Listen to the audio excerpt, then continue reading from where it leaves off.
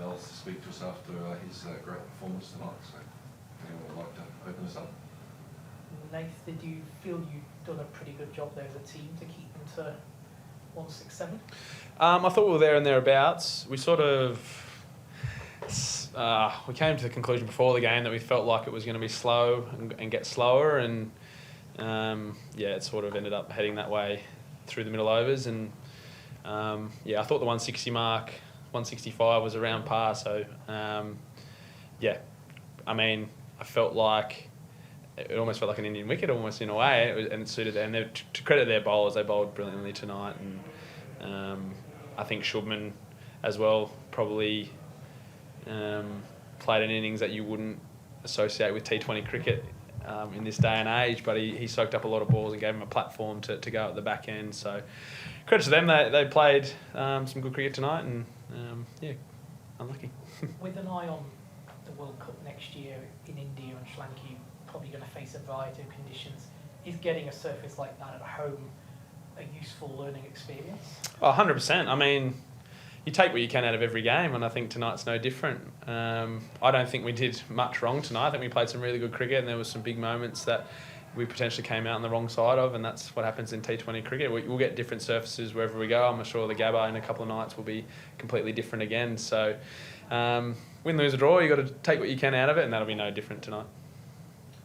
On your own performance, we've seen you bowl a lot in the power play this series. Has that been something that you've discussed with the management and something you want to do more of? I'll just. I've said a lot. I just want to plug any hole that's needed for the team, and probably bowled a little bit earlier in the power. Usually we'll come in 5th or 6th, and probably missing, the Hoff piece now, and Saki's obviously retired. It's sort of trying to navigate our way through the power play, especially tonight when you sort of know that the wicket's potentially getting a bit slower. The power play feels like the time to score runs. So, mate, I'll do any role they want me to do. So, whether it's 1, 6 or 20, I'll bowl. A couple of bowls tonight with the back of the hander, I think. Can you talk us through those deliveries?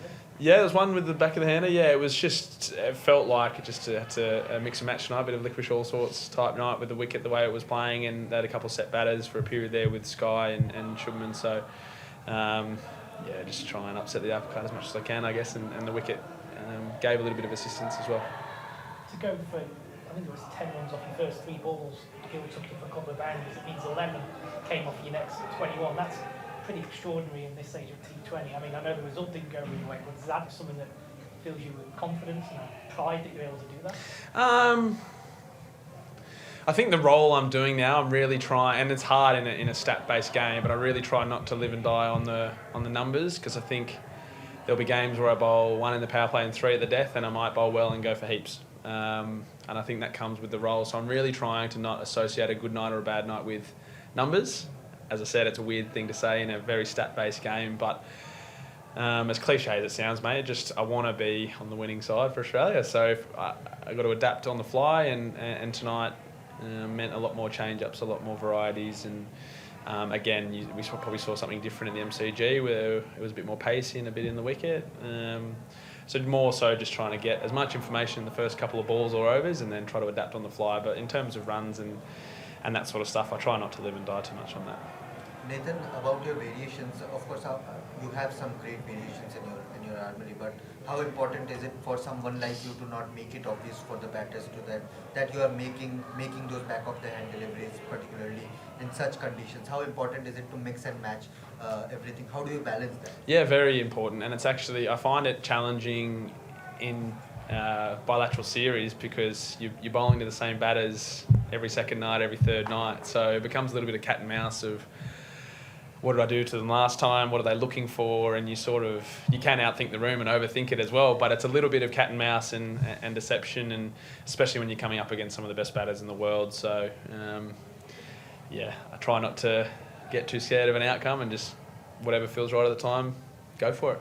And just a bit on the last game's dismissal of Abhishek Sharma, that 147 clicks, 147.7 clicks that bouncer. Is it Mate, round it up 148. Yeah, we'll take it 148. Yeah. But is it the fastest that you have bowled in the recent times in attacking a batsman and going for that bouncer? I mean, it was my hometown, so might have the speed gun bloke might have been looking after me a little bit. But I do find my pace varies a lot depending on how much cricket I play, and sometimes when I play a fair bit back to back, it goes up. I don't know why, I don't know how. If I could figure it out, I'd tell you. But again, I hadn't bought a lot of short stuff in the series, and I felt like at times they were looking for slower ball, so I went the other way. It's, as I said, it's a bit of cat and mouse stuff, and it makes for a good highlight, I guess, when it comes up 148, and I can tell all my friends and family. It's great. Yeah. And just the last one from my side. Of course, the square boundaries in this particular ground was massive. Is it the longest that you have recently played and saw the square boundaries particularly? It's an odd shaped ground with the footy field and the pitch the way on the angle it is. So you've got a big square but really small pocket. So whilst you do feel a bit safe with the square, you feel a bit vulnerable 10 metres around from that. So that was in itself was a challenge and something that you sort of have to adapt on the fly. And again, I think the wicket helped tonight being able to bowl to those bigger boundaries. Tim David took a good catch tonight to get Sky out, and he started licking the ball. Anything behind that? I'm assuming it popped out and he looked like an ice cream cone is what he was thinking, but he set himself up for a few Photoshop edits, I reckon. So he's a walking highlight at the moment, Timmy. So just on him. Yeah. Talk to us to what it's like to have him in the team, and what is he actually capable of doing? I mean, I'm biased because I've had him in the Hurricanes for a lot of years now. He's one of my closest mates. So, but he's probably one of my favourite teammates of all time. He's big and loud and brash, but when he goes out to bat, he's so ruthless and he's so intimidating, and he's just gone up another level in the last 6 to 12 months. And I actually think the coaching staff at Cricket Australia have a lot to be said for that. I think they've really empowered him to back his natural game. They've given him some freedom in batting higher up the order, and basically just don't change the way you play, and it's freed him up tenfold. So as a teammate, I love having him, but as a bowler, I love being on the same team as him because I don't have to bowl to him. So I wake up. It doesn't keep me up at night, Timmy David, as it would, I imagine, some other bowlers around the world. Other formats on the cards for Tim David? 4-day cricket, 5-day cricket.